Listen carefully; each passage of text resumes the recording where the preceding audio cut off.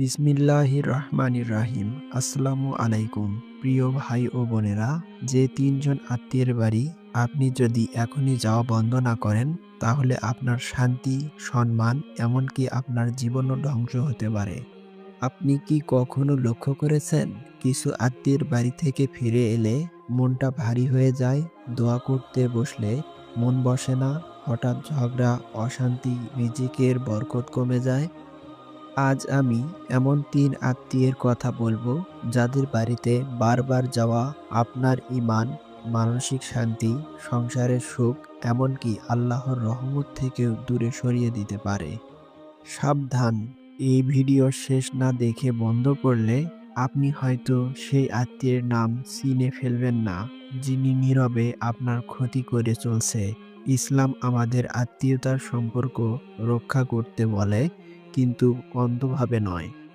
রাসূলুল্লাহ সাল্লাল্লাহু আলাইহি সাল্লাম বলেছেন, মুমিন সেই ব্যক্তি যে মানুষকে কষ্ট দেয় না এবং নিজেও কষ্ট পায় না।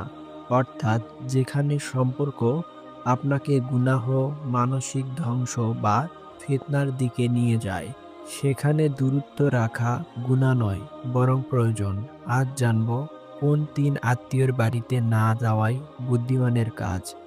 আত্মীয় নম্বর ১, যে আত্মীয় সব সময় আপনার বদনাম করে।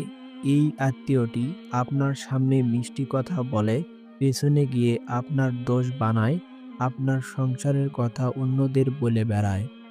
লক্ষণ: আপনার সাফল্য শুনে মুখ কালো হয়ে যায়, আমি তোমার ভালোর জন্যই বলছি বলে বিষ ঢালে, আপনার অন্য আত্মীয়দের সাথে ঝগড়ায় জড়ায়।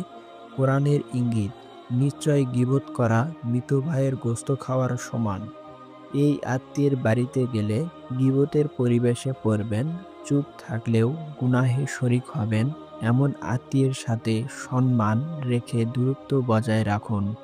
আত্মীয় নাম্বার ২, যে আত্মীয় আপনার সংসারে আগুন লাগায়। এই আত্মীয়ই স্বামী স্ত্রীর মধ্যে কথা লাগায়, শাশুড়ি বউয়ের মাঝে ভুল বোঝাবুঝি করে, আমি তো সত্যটাই বলছি বলে ফিতনা ছড়ায়। বাস্তব উদাহরণ: এক বোন প্রতিদিন এক আত্মীয়ের বাড়ি যেতেন। ফেরার পর স্বামীর সাথে ঝগড়া হতো, কারণ সেই আত্মীয় বলতো, তোমার স্বামী তোমাকে ঠিক মূল্য দেয় না। ৬ মাস পর সংসার ভেঙে গেল। হাদিসের কথা, শয়তান সবচেয়ে বেশি খুশি হয় যখন সে স্বামী স্ত্রীর মধ্যে বিচ্ছেদ ঘটাতে পারে। যে আত্মীয় সংসারে বিষ ঢালে, তার বাড়ি এড়িয়ে চলাই ঈমানদারি। আত্মীয় নাম্বার ৩, যে আত্মীয় আপনার ঈমান দুর্বল করে।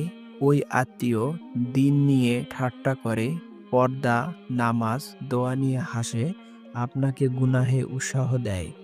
লক্ষণ: এত ধার্মিক হয়ে লাভ কি? এই যুগে এসব চলে না, একটু ফ্রি মাইন্ডের হও। কোরআনের সতর্কতা: তোমরা তাদের সাথে বসো না, যারা আল্লাহর আয়াত নিয়ে উপহাস করে। এই আত্মীয়ের বাড়িতে গেলে ধীরে ধীরে গুনাহ সহজ লাগবে, ইবাদতে অলসতা আসবে, ঈমান বাঁচাতে দ্রুত ফরজের মতো জরুরি। তাহলে কি আত্মীয় ছিন্ন করা যাবে? না।